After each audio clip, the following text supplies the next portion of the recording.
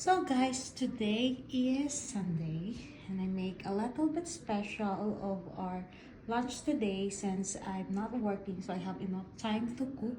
So for Garrett, I have here a pork rib barbecue with a salad, and I don't want him to eat more carbs because I want him to be as healthy as possible.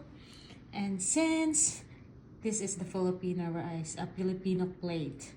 Since Filipino always eat rice, so I have here a pork barbecue with rice and an apple salad, apple glazed salad. So this is my plate.